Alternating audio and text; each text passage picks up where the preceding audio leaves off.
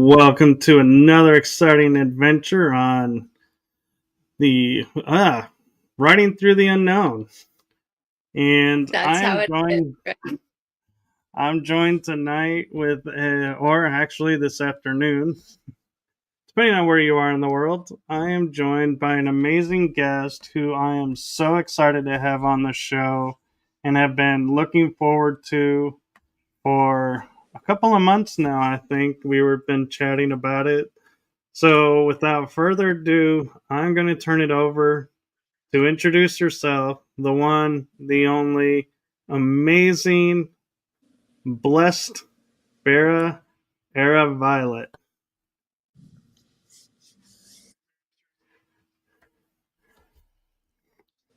How are you? Hello, hello.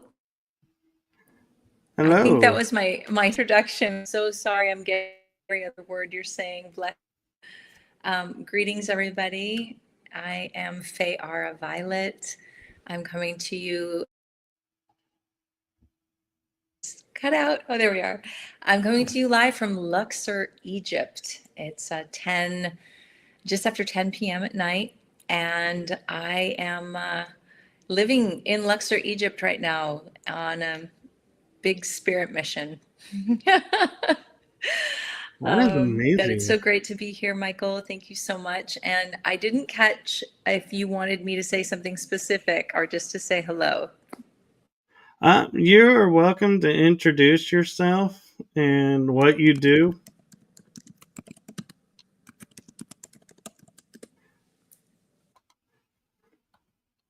Um, yeah, it's. Introduce what I do. I got that. Yay! One thing about Egypt is the Wi-Fi is very, very slow. So I am a multidimensional heart wisdom pioneer. That has been my title for the last few years. I come from a background of performing arts, of healing arts. I have woven my art forms into one tapestry, and now I work in the field of light, sound, and movement through healing, through different modalities. I work very much right now. In the last year, a year ago this month, I flew to Egypt on a one-way ticket, very spirit guided, and kind of decided to go on my own pilgrimage, a spiritual gym mission. And a performing artist and a spiritual guide, you could say, for probably the last 20 to 30 years. Uh-oh. Gotta love Wi-Fi overseas. So hopefully she'll be back. And I do apologize for the lag and the Wi-Fi. We're doing the best we can to bring this episode. As we did mention, she is in Luxor, Egypt at the time. And so hopefully we can do this episode, and we just ask your patience and understanding for the Wi-Fi glitches. And thank you to everyone who's tuning back in to this episode. We had a little bit of delay this afternoon, and so we are working on getting it fixed. Time change and time zones are always fun for live shows, so bear with me as we try to get her back in and her Wi-Fi strong enough to connect again.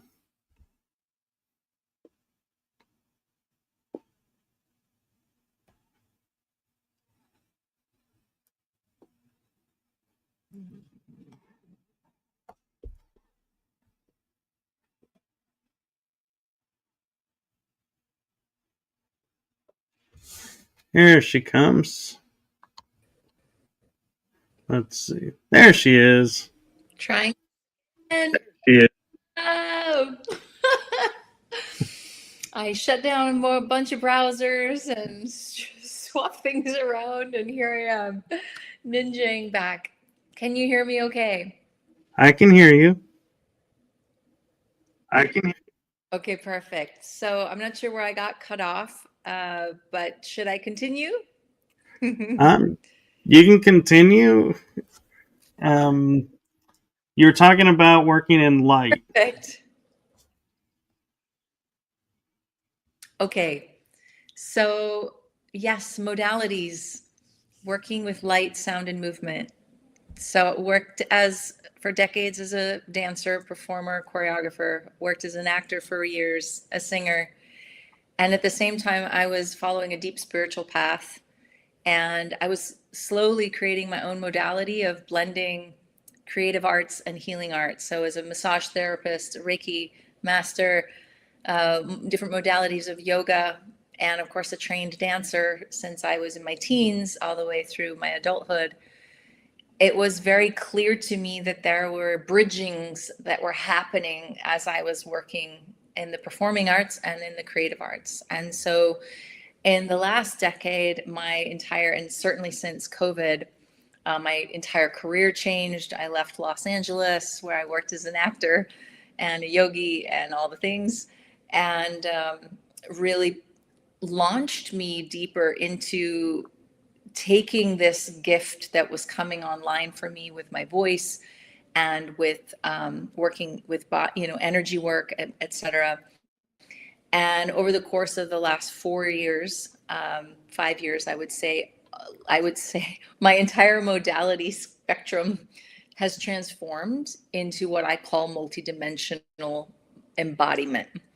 And so I work with clients one-on-one, giving them guidance online. I work in one-on-one sessions where I do kind of karmic clearing, chakra clearing, energy work, just emotional getting into the body. I still do like body work with the hands, but mostly it's energy and just kind of like being so in tune with people's bodies and kind of really understand energetically what they need to help them align. I worked as a nutritionist and a sports fitness person for a long time. So health and wellness was like my jam for years.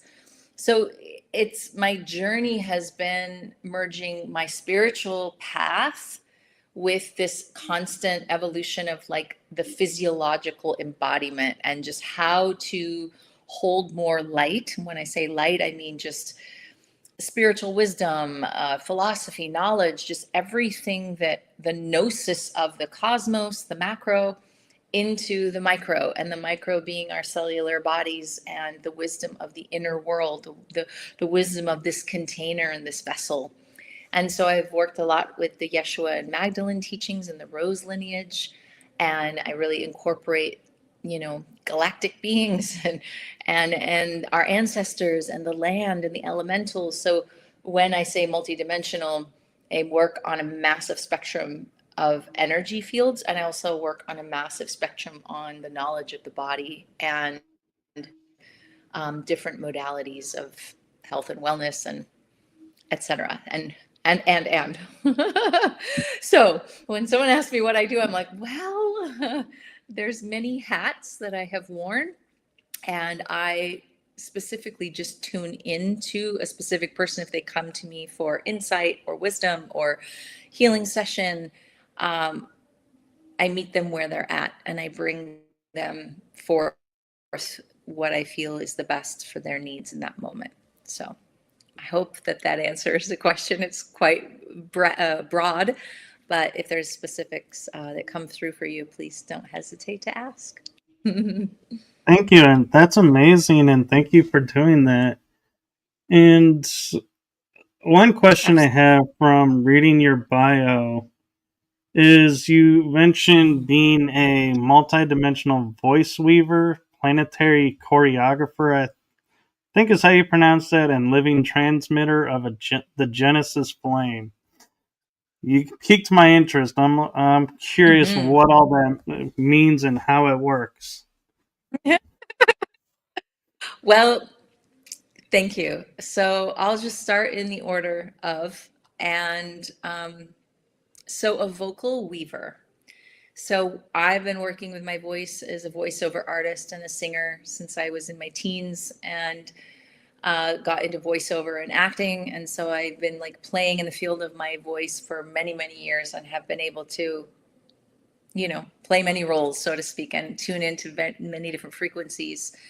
When I started to use my voice, when it really came online in sessions, was when I was working in the modality. And I actually had a partner at the time that we would work in tandem, and kind of hold. He was a man, and we would hold this like polarity of the masculine and feminine for our clients. And I started to receive messages for the clients, and I started to channel. And over the course of those years, I was channeling a lot and receiving direct messages. And I would receive what I would call, I mean, of light language. So I would call it codes. And it's more like the concept of the idea of each individual has their own soul stream. And within that stream, it's like a disk, right? A floppy disk that has codes on it. And you have your own sound file. So we all our body holds sound files in our nervous system, in our cellular bodies. And so what my work started to do as I was, tuning and tuning and tuning more, I was able to hear, and because I was a songwriter and, tuning into characters and frequencies of characters, I was able to kind of shift that tuning fork that I am into the specific clients that I was working with. And then I would bring these sound files through, and it started to grow and grow, that I could actually go through each chakra and give someone I could hear where the dissonance and the frenetic frequency.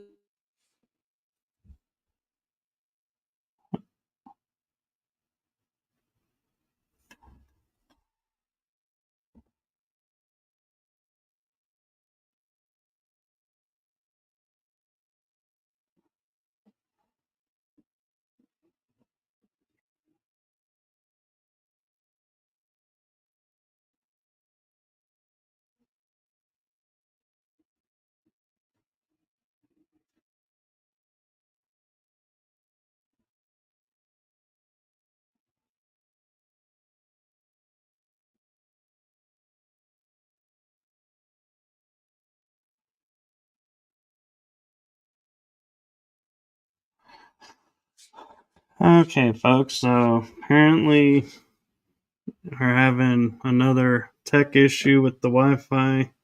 Again, thank you for your understanding with the fact that she is in Luxor, Egypt, and we are communicating overseas, and some areas are just not as strong Wi Fi areas as others.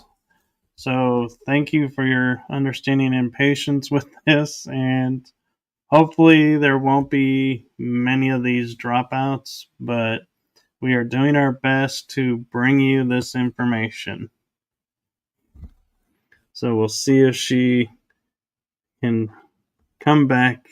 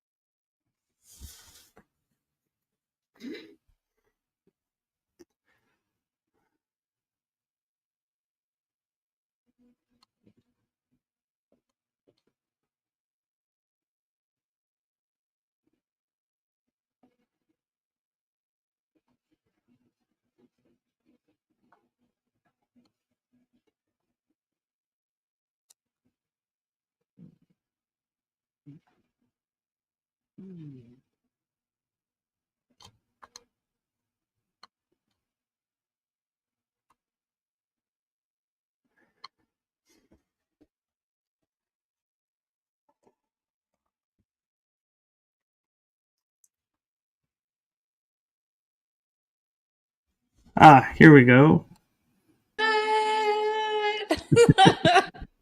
She appears. She disappears. She appears. Use magic. It's my multidimensionality. I had to do work somewhere else. Oh, bless. Okay, so I was talking about sound and light. Okay, so just jumping right back in. If you think of every experience you ever had in this life as a little piece of information that is lodged in your nervous system, hence we know having a blown out nervous system from trauma and bad experiences, emotional trauma, whatever kind of trauma we call it. But any experience that we have, smell, taste, touch, through our senses, is lodged into our body like a sound file. And when we're working in somatic practices and embodiment, we're rewiring our nervous system. And in order to rewire it, we have to get it into a parasympathetic state. And we have to actually, so all of the work that I've done with massage and with yoga and, breath work, etc., all of these modalities are working to help regulate the nervous system. And what I found when I would work with people with sound, like specific, able to channel and tune into the actual sound, that it's almost like I can tune into where the frenetic frequency is in the body. And I can sound like as if I'm calibrating the sound files, and I'm going into the energetic area. So if it's the heart chakra or the throat or right, these are nerve bundles. They're the centers of nerves within the body where the trauma lies. And a lot of us know that, chakras that are out of alignment, and that's all the yogic teachings. But specifically, I'm able to hear someone who's tuning into sound and saying, a conductor saying, oh no, that instrument is off, we need to tune that up, right? So I would started doing that with sound, and I would have miraculous results from people feeling like they're literally in 24 hours their life was completely changed. And I realized the power of sound and how we've taken it for granted, and it's just become something that we listen to.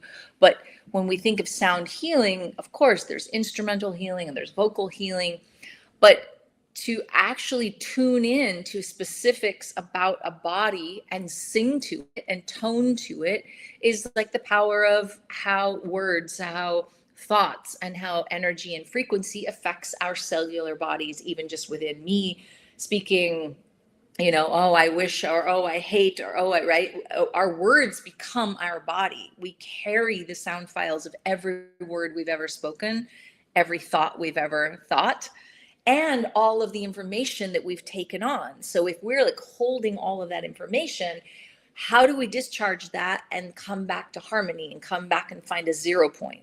So we talk a lot about quantum technology right now and the 0 point energy. If we all have a toroidal field, how do we clear and clean our toroidal field if we have all these frenetic frequencies and dissonance within our vessel? Our vessel needs to be in harmony to actually activate the light body. So we can see ourselves like the earth has a toroidal field around it, and we have our own 6-foot toroidal field around us. When we tone, it's one of the fastest ways, almost like singing light into sound. So what I was able to do for years to tune in and access different levels and layers of the etheric body through light frequencies, I then was able to tune into those very subtle realms and hear the frequencies that the individuals were calling for. What was the nutrients of light, which is a book I'm working on. What is the nutrients of light that is going to serve this person in this location of their body? And then I could hear almost like a sound file, and either I would get specific tones or light language or direct messages, sometimes from ancestors, sometimes from the trauma itself, speaking to from the higher being of that person, the oversoul of that person would come through. So in essence, I was singing the soul song back online. So I was realizing within the first half a dozen clients I had where this started to really come online for me, I realized, oh, I'm singing their soul song. I'm tuning into their original blueprint, what's at the actual core of their being that they were born with, underneath all of the dust and the frenetic frequencies that were overlaid over their original blueprint. So it was like me, like oscillating their own original frequency was bringing it stronger in the core of their being back online. And so it was bringing more harmony within their entire body and their energy field. So, and of course, as you're singing, as I'm singing their soul song, I'm receiving the medicine as well. So I was also having massive responses from the energy that I was able to tune into. Then what ended up happening was I went to Mount Shasta. I spent in 2023, I spent my first time in Mount Shasta, and I spent a week on the mountain, and I was very directed by my guides, like, you need to go here, you need to sit here, you need to do this. And I had, energy signatures. That is what they called themselves. You're going to meet an energy signature. And I was like, okay. And then I all of a sudden would get hit by energy, and I would just start to sing, and I would be struck with Hmm?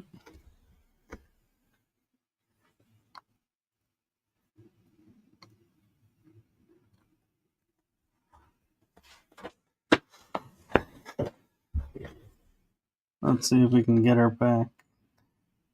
Okay, so fingers crossed that the Wi-Fi will pick up and she can pop back in real quick. I will admit it's a little frustrating as a host dealing with this, but we just do the best we can, and I appreciate your patience and understanding, and here we go. I'm back again. I'm jumping between the hotspot on my phone and Wi-Fi. It's like, seems like they just give me a small window, and then I got to jump to the other one. Okay, so Mount Shasta, I spent a week there. It was the first time the elements started to channel through me, like specifically like trees, rocks, water. I was getting almost like a medicine experience on the mountain because I started to be able to hear the specific frequencies of nature, and I could hear their song. And it was almost like they were happy when I started to sing their song. And it was profound. And I had a transmission on the last day. I was sitting by in Panther Meadow up on Mount Shasta, and I started toning, and I was recording it on my audio dictation, and the water's flowing by, and I'm just sitting there in peace and singing and singing and singing. And the sun was shining through the trees, and I'm hitting these tones that I had never accessed before. And something happened where it sounded like everything went silent, but I could feel the tone coming out of my mouth, but it was almost like I hit a resonance that was the equivalent of nature. I can't even describe what it was. It was almost like time froze. The wind stopped. I couldn't hear anything, not my voice, not the wind, not the water. And I was like singing, and I had a full pineal gland activation, and I saw the Merkaba in my pineal gland light up, and it was almost like plasma was coming out of the center of my eyes were closed, and I'm like, what is going on? And I opened my eyes, and this little fairy, I swear you not, fairy, flew across the sky, and I was just sitting there like, what is happening right now? And I'm like, oh, this the highest note I think I've ever held for a super long period. And it just, yeah. So this happened short after I had a throat activation, about a half an hour later, further up the stream. And I was calling, like it was like an eagle sound came out of my throat. And after this, the message that Mount Shasta left me with was, you must sing to the waters. And so I was like, it was no joke. On my drive home, I went through Vegas, and I was at a hot springs in Vegas, singing to the waters. And I was going to every body of water. I lived in Sedona at the time, and I would go to the creek and sing, and everywhere I would sing to the waters. And then I went to a hot springs in southern Arizona. There was a bunch of people in the water, and I started to tone under the water, and I got the realization, wait, we are water, and I think I'm supposed to sing to the people, but not sing as a performer, because of course I was a singer for a long time, but this was a whole other thing. This was not singing. It was like sound, tuning in to the water, and what's the song that's going to heal the waters. And so this was the very beginning where it like went from just having some light language and things coming in to actually really opening up. And within 30 days, I had a set of 7 crystal sound bowls that a friend left the country and gave them to me. It was like everything just showed up in my field. Boom, I did my first sound healing, which was like a live channeling. And the crystal bowls helped me to tune to each of the chakras. They were set at 432 hertz, and they were tuned to every one of the 7 chakras. And what started to come through as I started doing these sound healings, and at first I just offered it to friends and was like, oh, 5 or 6 friends, here, lay down, let me give you a sound journey. And I was just opening up to what the bowls had for me, and tuning into more of a collective field as opposed to an individual. And what I started to see and feel and experience, I would go into a deep theta state, and my voice would be taken over. I would be literally singing multiple streams of soul songs, all harmonizing at the same time. So I couldn't tell you in the moment whose soul song I was singing, but I was feeling the collective room. So I would explain to them, I'm going to tune in to your souls, your song, your original blueprint. And I'm going to sing. And when you hear me going into like kind of off sounds, like a little dissonance, I call it like the laser sound. Like sometimes where someone has a trauma, or there's a deep blockage in the body, or there's something going on, I would get these real guttural sounds, or like deep Tibetan sounds, or a Native American, or, in the root chakra, and real just like grovel, or almost, as some people said, I sound like a didgeridoo, like a natural didgeridoo coming out. And so I realized that the gift that was coming online was not, I'm not thinking about, oh, I'm going to sing a song. It's not music. It's literally an activation or a frequency alignment, a recalibration with sound of your own song. And the way that I would explain it to people, within our DNA, and this is where kind of the Genesis flame and the planetary choreography, and I'll get a little bit into that, but that's like really the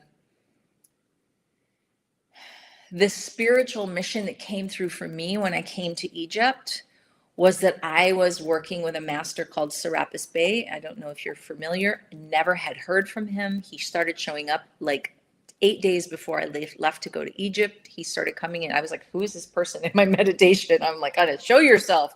What is this?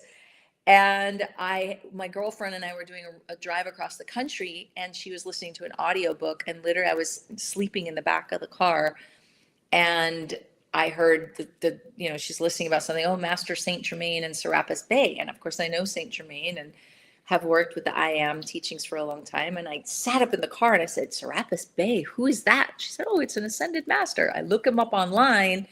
Literally, this was 2 days after I'd had these visions, and it was the first Google search of Serapis Bey. I'm like, that's the man who I've been seeing in my visions, in my meditations. What does this mean? So I do all this research, and Serapis Bey was the master and the 4th Chohan of light. He was the master that was in charge of the ascension flame when Atlantis fell. And so Serapis Bey, Saint Germain, and Thoth left Atlantis and came to Kemet. Didn't know any of this. All of a sudden, Serapis Bey is showing up 10 days before I leave to go to Egypt. I'm like, whoa, you can't make this stuff up. What is going on right now? I'm like, okay, I'm a humble student of what this is all about. So he's basically comes in intuitively, subtle. It's not like I'm seeing a vision. I saw orbs. Like in my meditations, I could really like tune in to see what what shapes and forms and colors and whatnot. And he always showed up as 4 orbs of light. And then I saw he's the 4th Chohan, and the master that's in charge of stability, discipline, and devotion, and the ascension flame. And so I thought, oh, 4 orbs of light, that makes sense. All this to tie in, I go through a year and a half of doing these sound journeys for people, recognizing that I'm having this vocal gift come online, and I'm channeling. I actually ended up going out for an expo in Florida, to Sarasota, and a girlfriend of mine, set me up at this retreat, or this expo, and I had clients back to back signed up with me, and it was the most clients I had seen in a 24-hour period ever, other than like when I was working in massage, therapy places back in my 20s, and it was like back to back massage therapy clients. But they all wanted to have this experience of the sound journey and the calibration, the soul song sound journey. That for me was one of the most powerful initiations, because I had to sharpen my tuning fork, so to speak, so much so that I was, every 30 minutes I was working on another person. I had like 12 people in one day, and I was like, what is going on? And after that, it was almost like it took off exponentially, of how fast I could read and feel and tune into a room. And since then, this is just this year, this was February this year. And so since I've been in Egypt, I've had a lot of clients. I've had more clients back in Sedona when I visited over the summer, and then also again in Florida.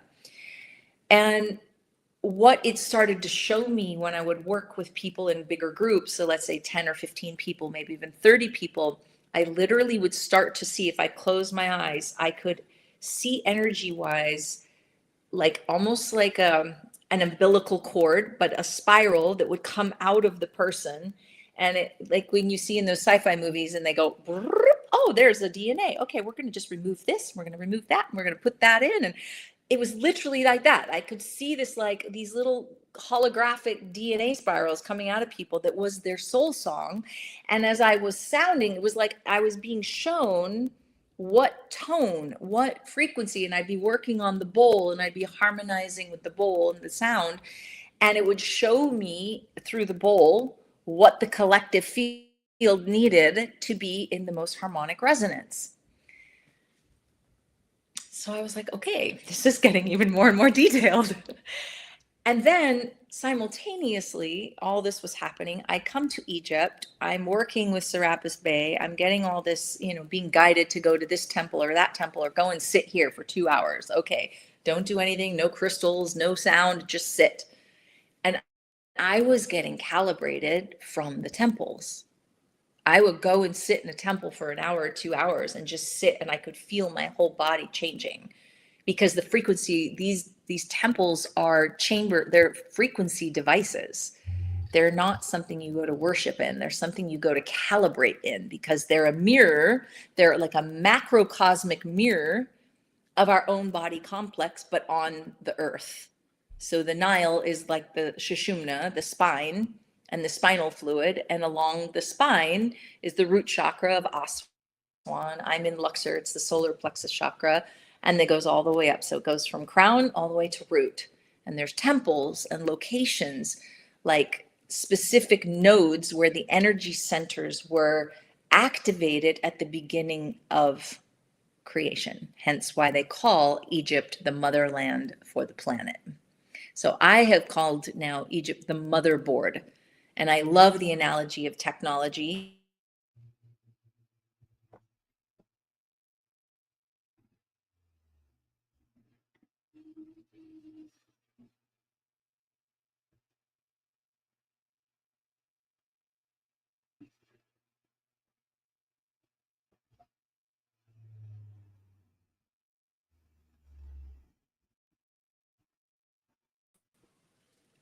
I'm back. Okay, I just jumped onto my hotspot here. So you were talking about Egypt being the motherboard. Are you there? Are you there? I think you're Yes. recording.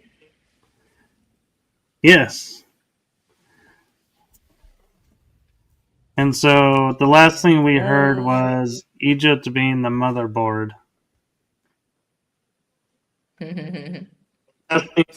Ah, I hear you vaguely.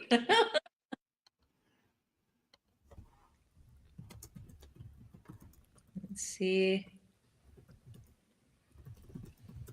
Hmm.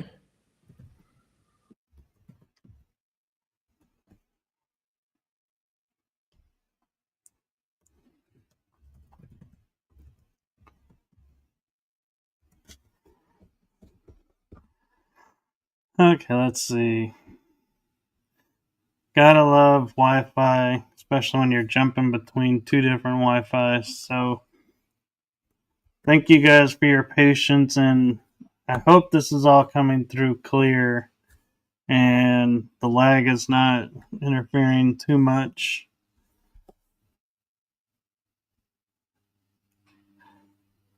Let's see. Hopefully, it should be strong enough for her to pop back in and get a few more minutes. I do appreciate all of you that are watching, your understanding. I can't say it enough. Thank you. I know it's difficult to watch when the guest keeps popping in and out, but we are doing the best we can. So thank you.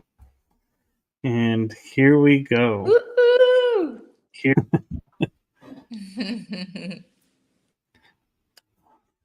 So, can you hear me now?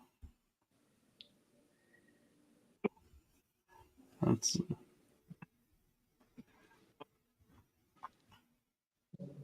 I'm not getting anything you're saying. I'm so sorry, brother. that. Okay. So, uh, okay. So we'll do our best to get this information out, and I do appreciate the patience with it. And I do have to admit, this is very interesting, and I'm glad we're able to get what we are able to get, and hope you all are getting something out of this as well. And I will say, from my personal experience of being in Egypt, that yes, the Nile, when I visited, Aswan was the root chakra, and then each temple we went to towards Cairo and the King's Pyramid would then be the crown chakra. And so it's very empowering visiting the temples and stepping in the energy of the land. And we'll see if we can bring her back in. And here we go. We'll try again. Okay. Fingers crossed she can hear us.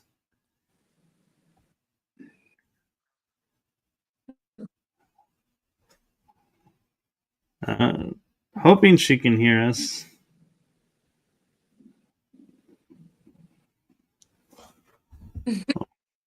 We'll see I if we can hear can. you. Yay. Okay. Yay. I was mentioning the last thing we heard from you Can, before you can you cut out was all? Egypt being the motherboard. Beautiful. So yes, if we think of like anything, any computer, any device at this time, there is a motherboard. We know what the motherboard means. And in the age of digital work, and what I have discovered with the activation I received and the awakening I received and the initiations I received the first 2 weeks I came here last fall, which was like September, October period during the eclipse season. My vessel was pummeled through all the locations I went to. And when I went back to Sedona, I got the initiation of, like, you know, the stomach bug, couldn't get out of bed for a week. And I literally had spirit telling me, you're going to go back to Egypt and you're going to lead pilgrimages there. And I was like, what are you talking about? No. What do you think? Me? What? Was never on my radar. However, I had started getting direct channels in March, April of last year, of 2024. And I was very clearly told, sell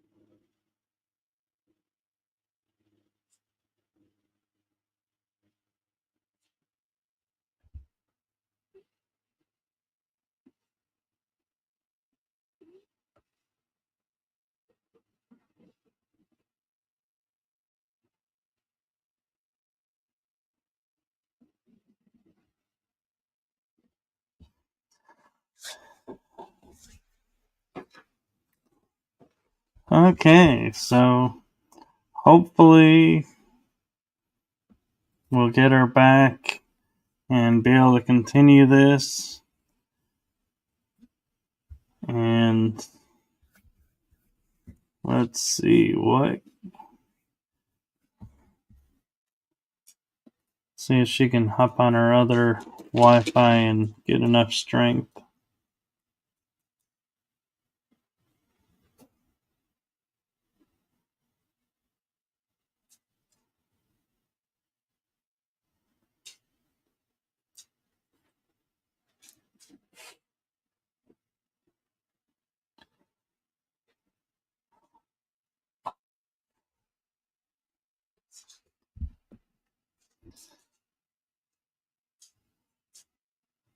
Here we go. Okay. I just jumped back on my hotspot. So where was I? I think I said I was getting downloads around getting rid of all, and that I was getting the call to move. So that would happened last May, a year ago May. And I went to Hawaii and was getting very clear directives of what I needed to do and where I needed to go. And everywhere that I went, I was doing my sound work. I was doing gridding, which I didn't even know what that was at the time. I mean, I knew what it was, but I would never have called myself a grid worker.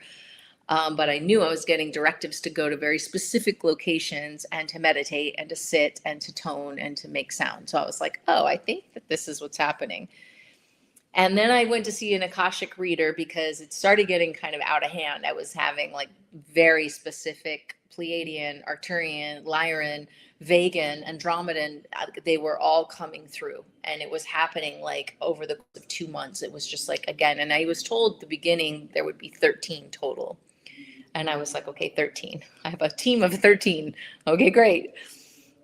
And so as that continued, it wasn't a surprise to me because I've been following all of this for years and very deep into UFOs and whatnot, but I wasn't calling myself a channeler, so to speak. But my higher self was like, oh, she's ready. Let's give it to her. Let's give her the mother load.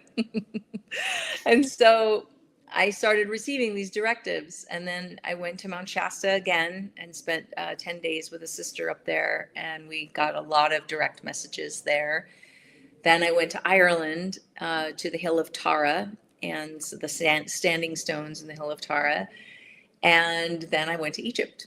And that was in September, October. And after Egypt was when I got the clear message, you're going back and you're going to do this. And I was like, what is going on? But I knew I could feel it. I didn't know how it looked. I didn't know what I'd be. Oh, Come on.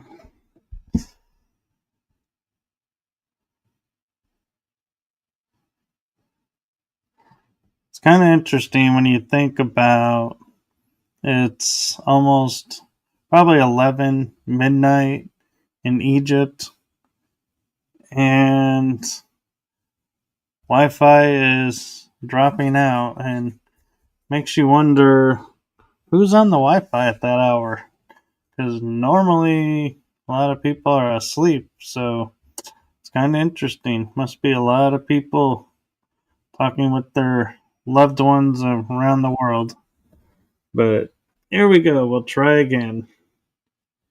And she's back. She's back. Oh my goodness. I'm so sorry. There's a wedding going on the street. Weddings here are 3 days of party and then celebration.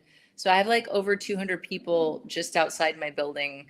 So I'm not surprised that the Wi-Fi and the networks are like overloaded with people right now using them. So bless. Can you hear me? I can hear you. Testing 1, 2. Can you hear me? Yeah. We can hear you. Hello, hello. Hello, hello. Yes, we're hearing you. You're coming through. Uh-oh.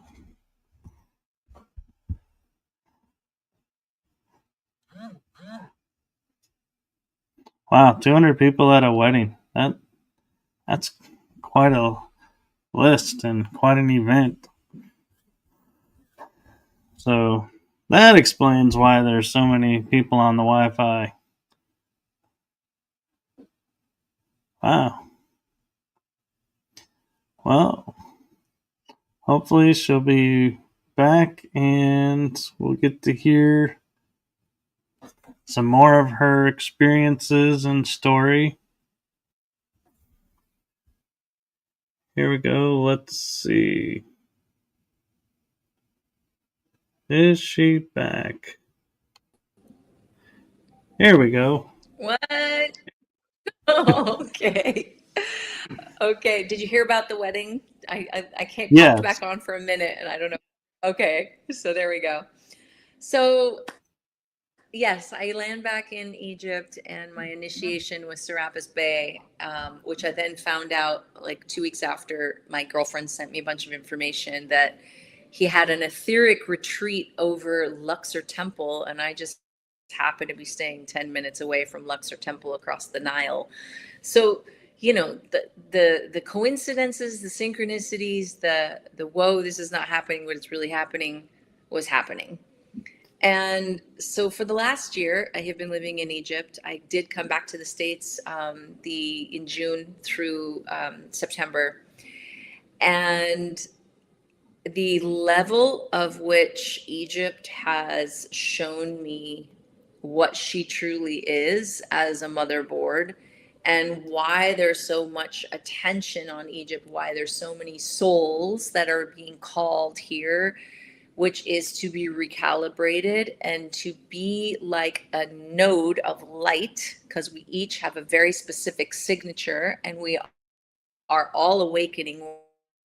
We're all in this ascension process to coming back into our Christed consciousness, to coming back into our galactic and star family and unifying the fields, because there is no more polarity, there is only unity. And they above and us here, and the infinitely small. Oop.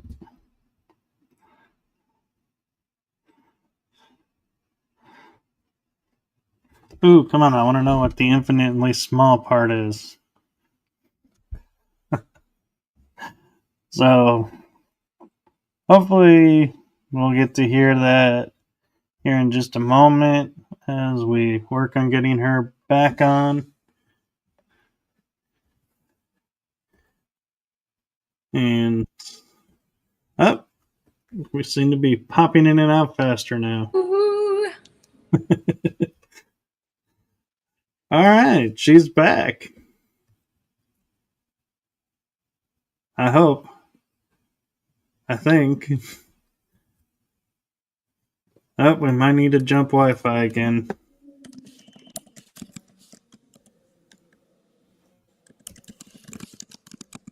Oh, I can hear her typing now.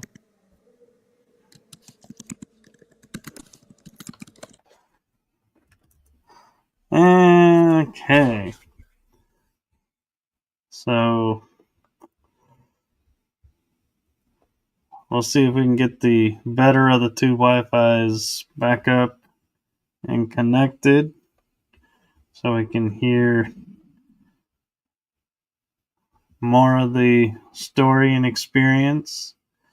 And Egypt is a wonderful land, a beautiful land. If you ever get the chance to get there, highly recommend it.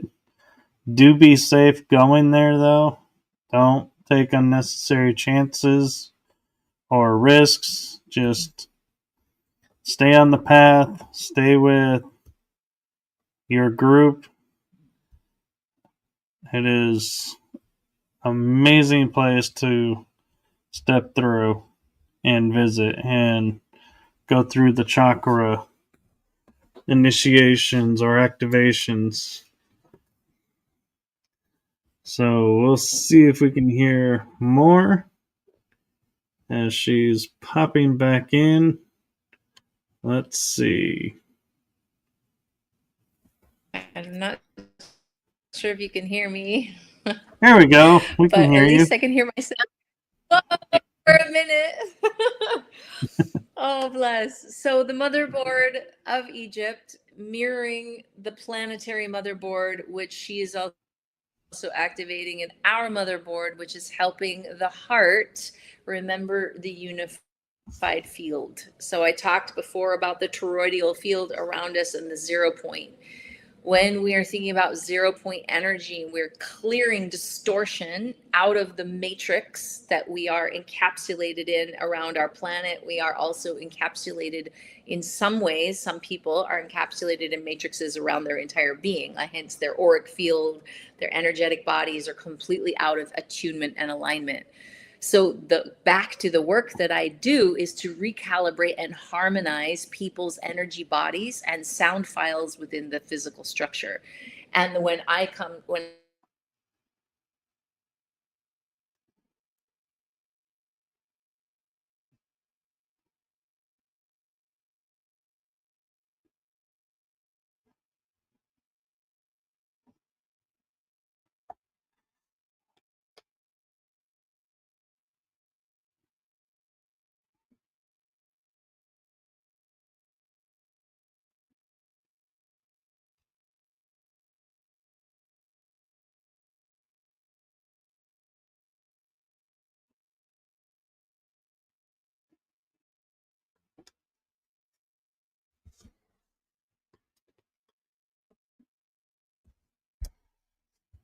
Okay, so seems like Wi-Fi is getting a little bit more glitchy, so we will do our best to get you the information and hopefully she can come back in and finish explaining her journey thus far and her journey into Egypt.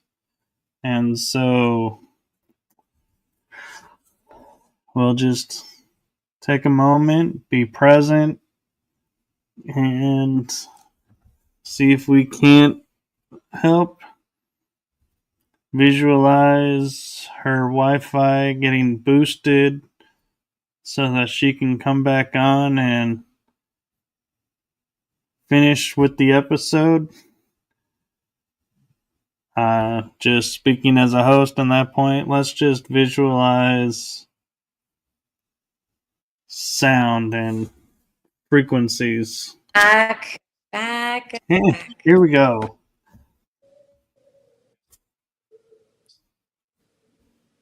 Welcome back.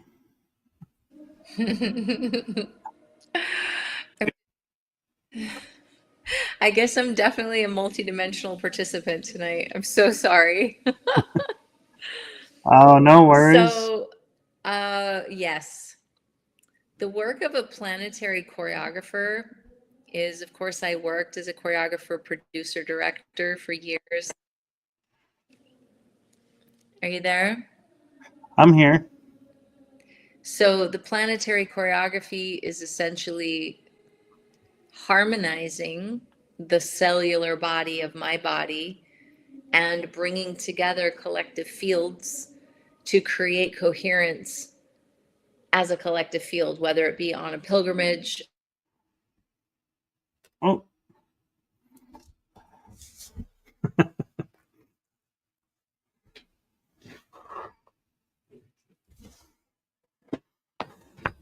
okay.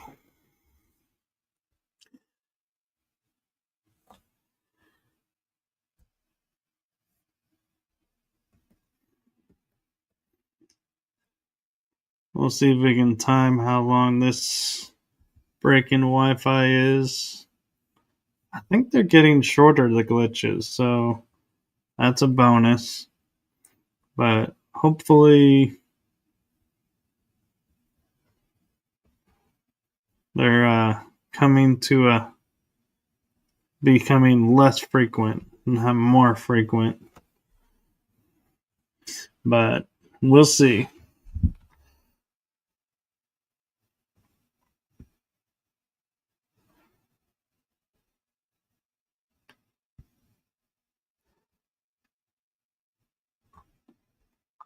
Yep, here we go. And try again. There we go. For a minute. Woohoo.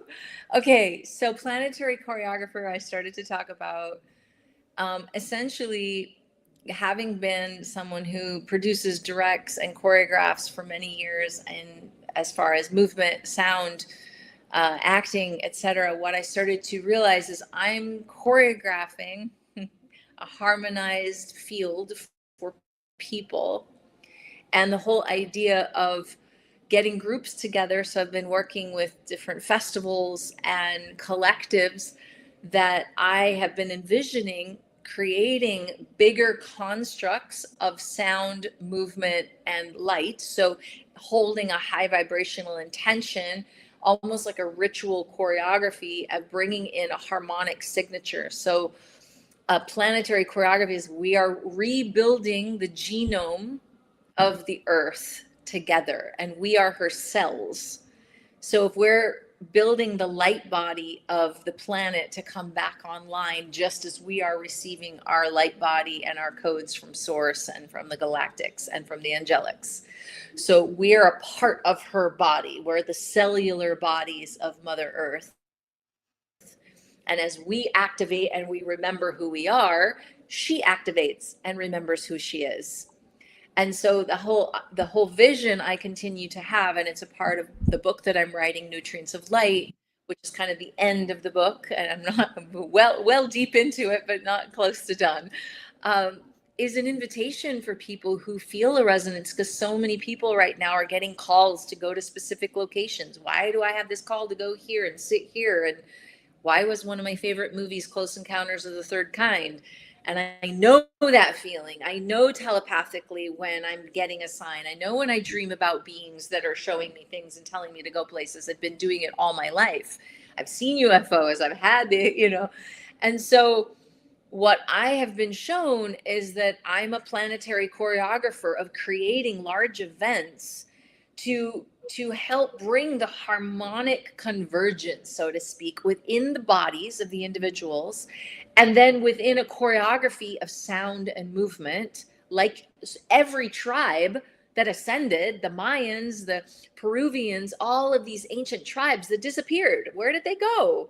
Did they ascend? Did they get picked up by the mothership? We don't know, right? So even the ancient Egyptians, they had these ceremonies where they would commune with the gods. Does that mean that they were communing with the higher consciousness of beings from another dimension, another reality? Are they UFOs? So the way I keep seeing it is I'm going to be basically helping call in the motherships. The motherboard is calling in the motherships to get the codes of light so that we can actually rebirth the planet from the land, what was once known as the motherboard and the beginning of civilization. So is this in underway? Yes, slowly but surely. I don't plan anything. I have a few big events coming up, like in 2027. There's a solar eclipse in over Luxor. Just happened to be finding that out right before I left. I was like, oh, another piece. And then my astrologer friend is like, oh, that's totally in your chart. You have something really big you're supposed to do on that day. And I was like, yeah, I think I know what that is. So I have choreographed what I call prayer performances. So it's kind of, when I use the word ritual, I don't like that word because it has a lot of negative connotations, but ceremonial choreography, as opposed, it's very much as we are living vessels of the Christ light. When we work in harmony in choreography, just like fish swim together, birds flock together, when we all attune ourselves to the same frequency of calling in, whether it's a frequency, a tone, a chant, a prayer, like, the Islam is going around the cube in Mecca. They are doing something with the energy, with their own bodies. They're creating harmony. 5 times a day, the mosques are singing here. I feel that frequency. It's actually been recorded at a 432 hertz, which means it's sending out waves of harmony into the atmosphere 5 times a day. Islam is probably, for me personally, I've never lived anywhere where there's Islamic people, the most harmonious, like heart open people. There are distortions in it, absolutely, for sure. And I'm very aware of that. But I also see and feel what the medicine is here and also where they need to be calibrated as far as like a collective field. But so many Westerners and light workers and spiritual workers that are getting called to come to Luxor, called to come to different locations in Egypt right now, it's off the charts. And I'm getting people from Thailand and from Bali and, oh, you're in Egypt. I've been feeling I got this call. And what are you doing there? So I know that I was placed here at exactly the right time, because I know that the work that I'm here to do with the sound, with the choreography, and with how we're bringing humanity together as one unified field. And if the nodes of light, if we think of a network and a computer, we have a network. Obviously, we had a bad network here to connect us, but the network are creating hubs, and the hubs of light are the light workers. We've gone through phases, right, since 2012, and then obviously 2020 activated a lot of other people. Now we're going through another cycle. We're like the next phase. So we're bridging, we're creating a new matrix field around the planet by consciousness expanding, by our own bodies expanding, and knowing that there's nothing outside of me that's more powerful than me, because I am that I am. Yeshua said, you are the kingdom of heaven. The kingdom of heaven is within you. That means I am source creator. You are source creator. We are all source creators. I create my own reality, but I can only create the future beautiful reality if I'm in coherence with my electromagnetic field. And I don't take on anyone else's energy. I am my own sovereign being. Hence, the structures are falling of the governments, the religions, everything outside us is falling down, but that's a mirror of what has to happen inside us. We have to die off the old structures of all of the templates that were put into our nervous system that were distorted and that were powered to what is outside of us. I can't access God unless I go to a priest. I can't access this unless I go to that. I can't access this unless I pay money. If we reclaim our sovereignty truly and absolutely indivisible, then we are the source. My source is my source. Your source is your source. And we are all connected to the source. Whether you call it God's source or the infinite source or the monad, there's many different names for it, but we are the I am presence of source. And so the work that I do is to help people reclaim their embodiment. It's what Yeshua, what Magdalene, what the masters did to ascend the ego, to ascend the density of this reality and know that we come from light and we are going to return to light, whether we do it in death and our light body, it goes back to be recycled and put their body? Do we die, or do we actually ascend, while like the Egyptians believed that they could ascend and go from one consciousness in one body into another dimension, into another body, and still remember who they are? Hence, like, we call sometimes walk-ins are told, but this is what the pharaohs did. They were mummified. They were put into tombs with their gold, with all the inscriptions of their life, of who they were on the wall, to remember, when I come back, I might be gone for 3 months or 6 months. I might be dead and on another reality, but I might come back into this body. And so if I come back, I want to know who I am and what I was, in case I've forgotten. So again, I'm throwing a lot of information at you right now, and it's so exciting because I have like a full connection here. But this is kind of essentially like what has come into my field in the awareness of why I'm here, because I know that I've walked with the light my entire life. I have been involved in spiritual organizations and UFO cults and everything, because I've been fascinated about creation and why we are here and what am I here to do. And I have had it in my head, I'm here to save the world, since I was a child. I've seen UFOs, and I knew that I came from there. I know that my Lyran Pleiadian relatives are my higher self, and they're there like, you got it, girl. You're just down there doing this little human job, and keep going. And so whether that's God, or that's Yeshua, or it's my galactic family, or it's my angelic beings, they're all working with us and through us. And as we awaken our original blueprint, there's no soul left behind. We are all connected to the source. There's no one, not one religion, because there is no separation. There is no polarity. It's only unity. It's only love. It's only consciousness in the higher realms. Hence why getting to the fifth dimension means we have to allow the structures, the blockages, the distortion, the fragmentation to dissolve and be recycled into pure source energy. And so when I've been threading in Egypt, looking at how prayer and discernment and like just how frequency, because if we think of Tesla talking about, if you can understand the power of the 3, the 6, and the 9, you understand the universe. And the pyramids, Dashur, Giza, and Saqqara, 3 pyramids, 3 locations. They are the pituitary gland, the pineal gland, and the throat chakra of Egypt.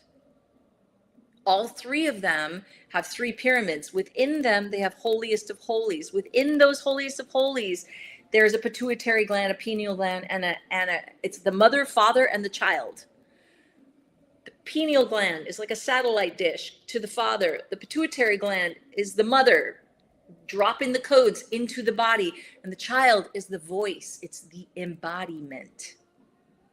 So Yeshua, Magdalene, and the Holy Father, whether you call it Ra, or you call it God, or you call it Source, is dropping the solar codes into our higher intelligence.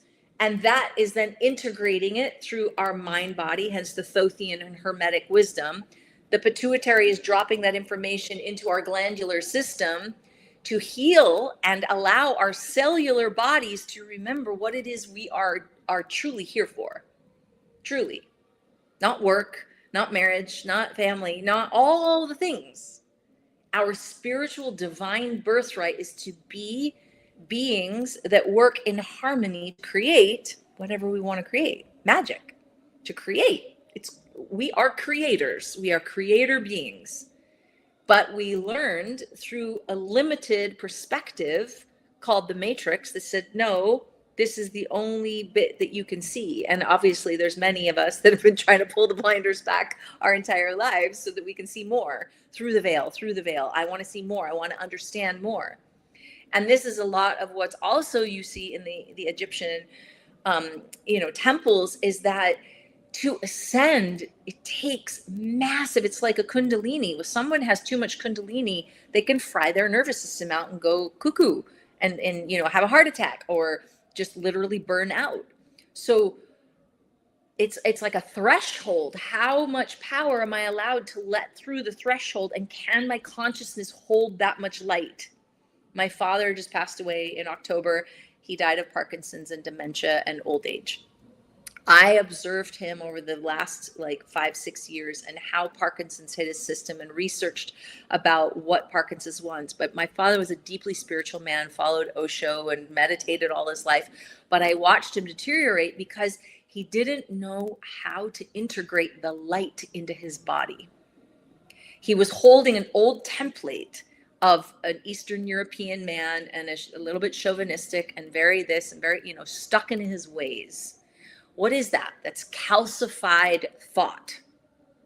Calcified body is mirroring the calcified thought. I can't get out of my old ways. You can't teach an old dog new tricks, right? If you want to have more light, you have to surrender. You have to allow the old structures to fall down, and you have to align with the 0 point. And in every moment, be present with no reaction. Like you can't hold dogma in presence. You can't hold a belief system even in presence. You just have to be love. And that's Christ's teachings. Be fluid, be love, be one with whatever is in front of you. Okay, I'm here with a lot of Islamic men that are, my first 6 months here, I was just like, whoa, the energy's intense. And I felt constantly like under attack by distorted masculine energy. And I was just like, whoa, this is. And then finally, I started to understand who and how and what how they see Western people, and all the different things. So this energy in itself was testing me and tuning me, and now I glide through it like oil and water, and I know how to function in that capacity. And sometimes my threshold gets pushed, especially if I'm working with pilgrims that are getting triggered. So I'm tuning into their field, going like, oh, this one's triggered and that one's having this. And so every situation, how much more pressure can you handle? And can you stay in a 0 point field? Can you stay non-reactive? Can you stay neutral and not be? And that, of course, for anybody is like, oh yeah, I can spiritually bypass all of this and be aloof and not look at it. But can we really? And then we go through the threshold of our wounds and the triggers that we have, which I've gone through many of those tests and been on my knees and crying my eyes out and being like, okay, how do I allow my nervous system to get to that place that I know that I want to walk? I want to walk like a master. And this is where the acting past life, the years in Hollywood and working as an actor and a voiceover, I know how to observe something and say, okay, how I see the way their body language is. I see their tone of voice. I see how they hold themselves. I want to be like that. How do I morph myself? It's almost like being a chameleon and a shapeshifter in a way, because you have to learn how to become nothing to then become everything.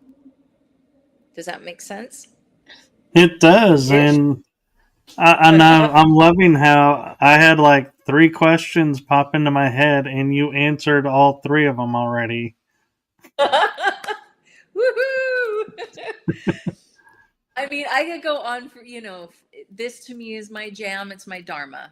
Like within 5 months of being in Egypt, I was like, I think I found my dharma. After my first pilgrimage, I thought I was born for this.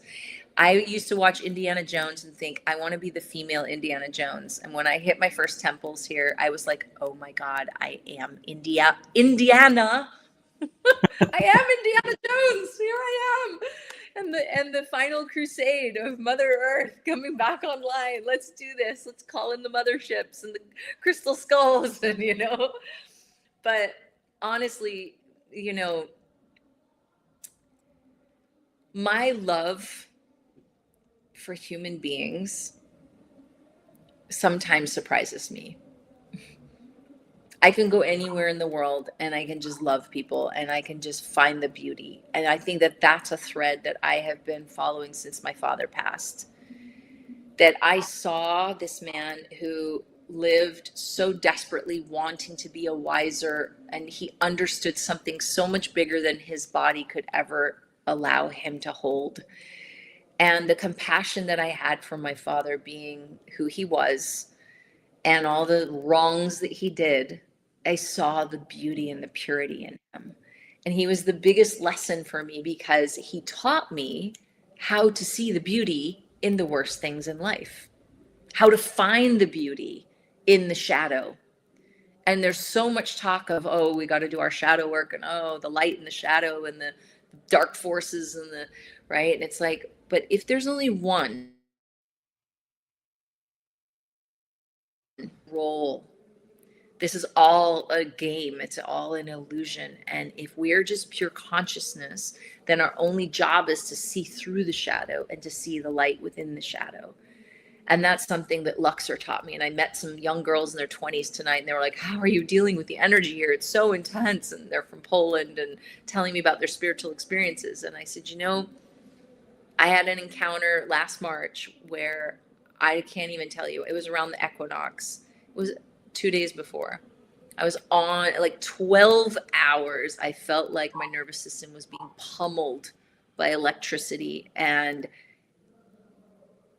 I was on my knees, like praying to God, like, please make this stop. It feels like a medicine journey that won't ever end. And will you please show me what this is for? And I was being shown psychically the underbelly of Luxor and of the planet, tunnels, like just dark stuff. And I was like, why am I seeing all this? I know I have I'm like, my third eye is wide open. And sources said, you don't need to do anything. Just shine the light on it. Show it to me. Like, bring the light to it. It was almost like I was being a vessel from source to just go in and see it. Don't do anything. You just need to see it. But of course, I was feeling it. I was feeling all the energy of what that was holding and just being like, this is overwhelming my system. And finally, I'm not sure if you're familiar with Sekhmet. She's the female lion. Yes. Okay. Her home is in Luxor. I did not know about Sekhmet. I mean, I knew of Sekhmet, but I had no relationship with Sekhmet until I came to Luxor. And that day, I'd had 2 or 3 encounters. I'd seen her temple at Karnak, and I called upon her. I had a statue of her, and I went inside and it was on my balcony, and I'm like on my hands and knees, just like, Sekhmet, show me how to hold this much power in my body and not burn out, because whatever's moving through me is frying. It's kicking my ass. And she, in her statue, she holds her staff, and at the top of her staff is a blue lotus, and it's right in front of her solar plexus, which means she represents the destroyer of illusion, kind of like Kali Ma in the Hindu. And so her job is to burn all illusion. And so as soon as I invited her into the field, I realized what I was doing. I was burning all the illusion.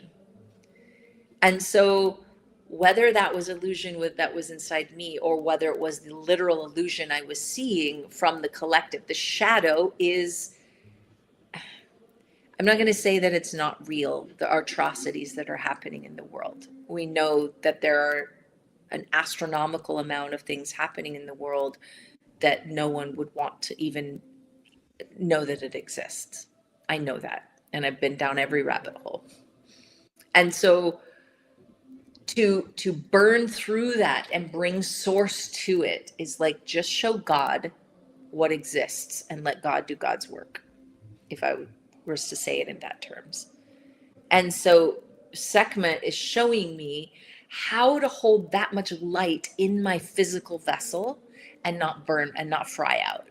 Show me the underbelly, show me the shadow, and allow me to stay cognizant and in my 0 point and not destabilize my center. And so this was the first time that she came into the field, and now she's just like, she's always with me. And so this is kind of how Egypt initiated me, through thresholds, through deities.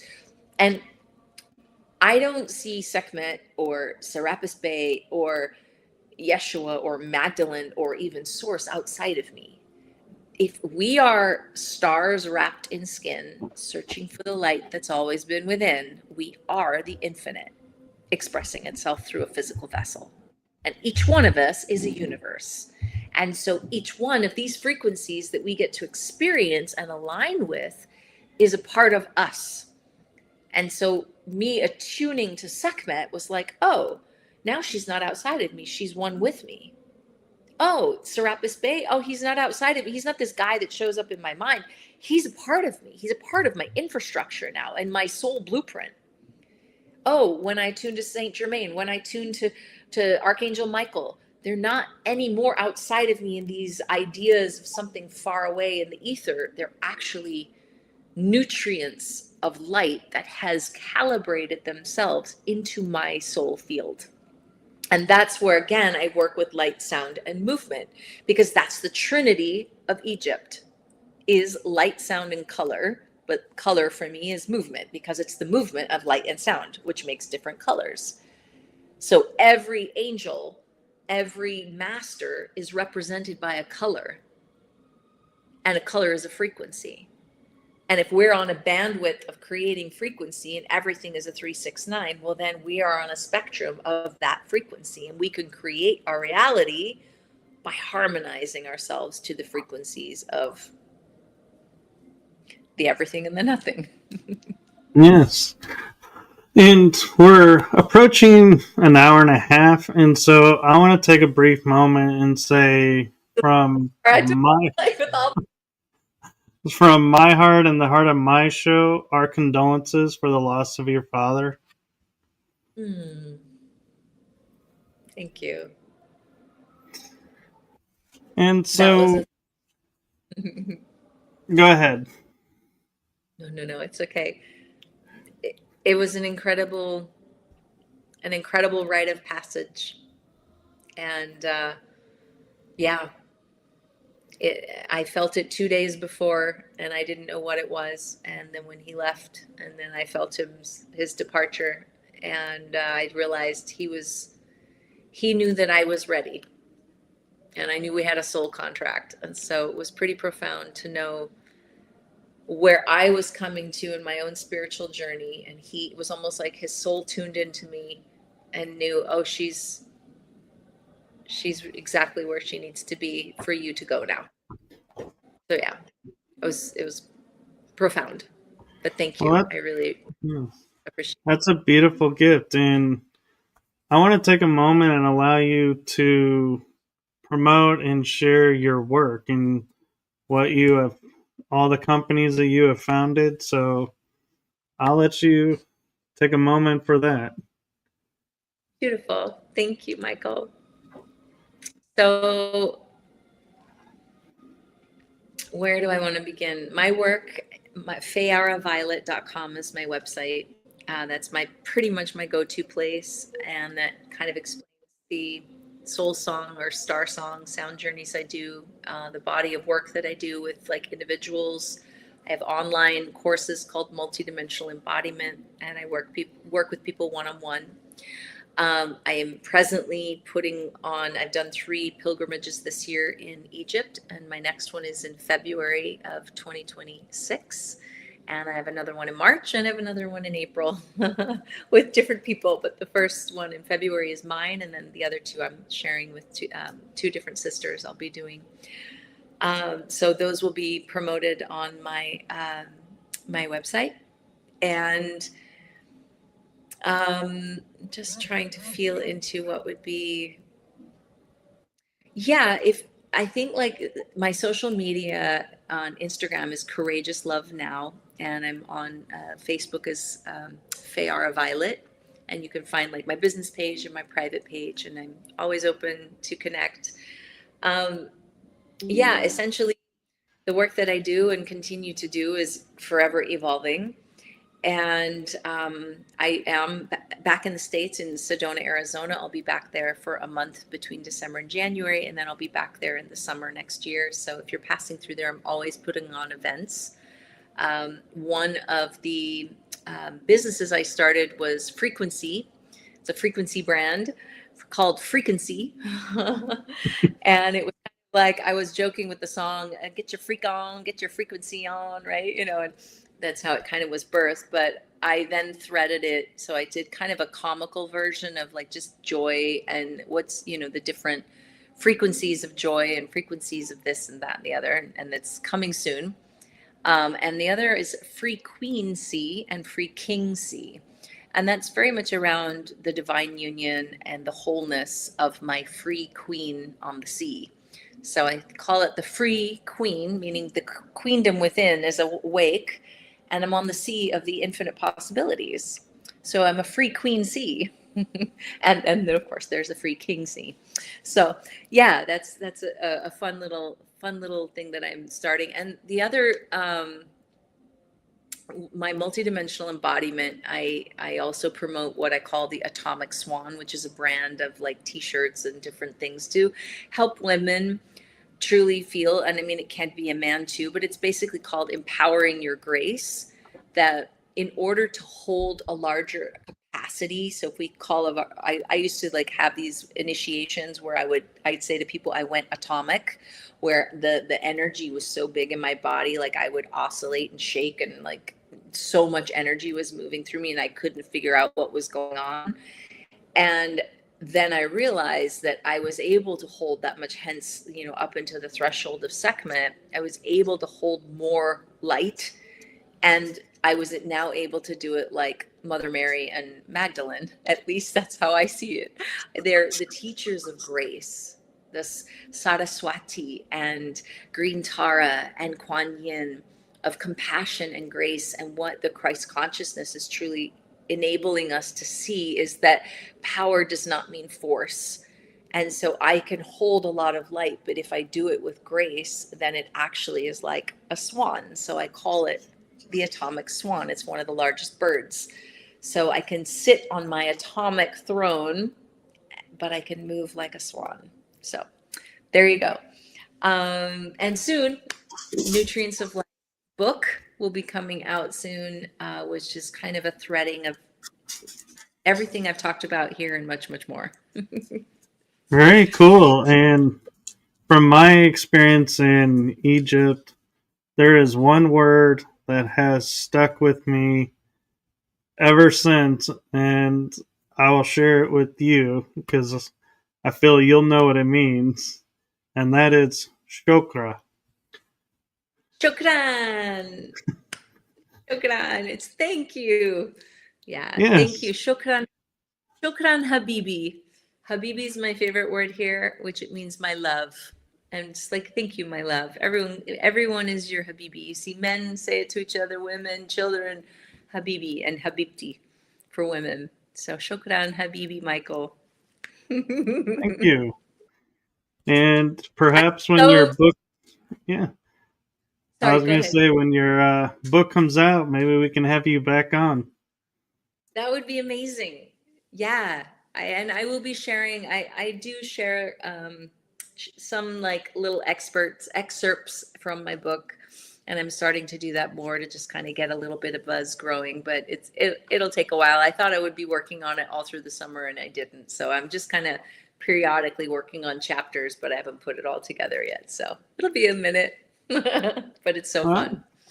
it is a journey. So thank you. And thank you to everyone who tuned in, and blessings to you, and have a wonderful night and stay safe in Egypt.